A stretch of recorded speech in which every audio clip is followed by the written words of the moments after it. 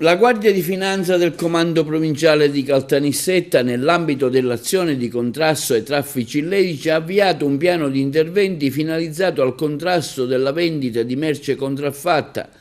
e di forme di abusivismo commerciale pubblicizzate anche a mezzo social. L'operazione è stata condotta dalle Fiamme Gialle del gruppo di Caltanissetta e ha preso avvio da un ampio monitoraggio del commercio dei beni a mezzo internet all'interno della stessa provincia, con particolare riguardo a numerose posizioni risultate irregolari anche sotto il profilo del rispetto degli obblighi tributari in alcune circostanze costituenti reato. Le attività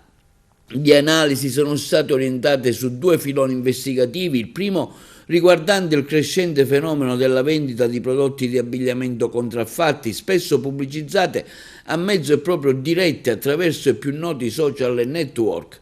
A tal proposito sono stati individuati numerosi profili pienamente operativi di soggetti indiziati di reati di vendita di merce contraffatta e ricettazione. I capi sottoposti a sequestro sono stati convalidati dall'autorità giudiziaria e risultati circa 1000, unitamente a carte prepagate utilizzate per le transazioni con gli utenti per un giro di affari che ammonta a oltre 50.000 euro. Il secondo filone invece ha consentito di tracciare, previa l'acquisizione di annunci sulle più importanti piattaforme dedicate in rete, le attività di vendita svolte da privati cittadini totalmente sconosciuti al fisco, i quali per quantità e qualità di beni venduti in un breve lasso di tempo hanno esercitato in modo professionale attività commerciali in assenza di totale partita IVA e delle autorizzazioni di legge. I settori merceologici maggiormente pubblicizzati sono risultati quelli del commercio di auto, moto, scooter, abbigliamento e allevamento di animali,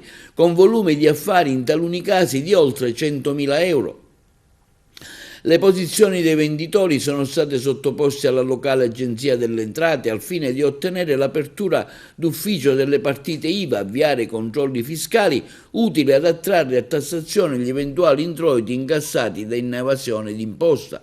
L'operazione di servizio condotta dalla Guardia di Finanza conferma il costante impegno del Corpo nell'attività di prevenzione e repressione degli insidiosi fenomeni della vendita e distribuzione di prodotti contraffatti all'abusivismo commerciale, a tutela del mercato, delle imprese regolari, della libera concorrenza e degli stessi consumatori finali.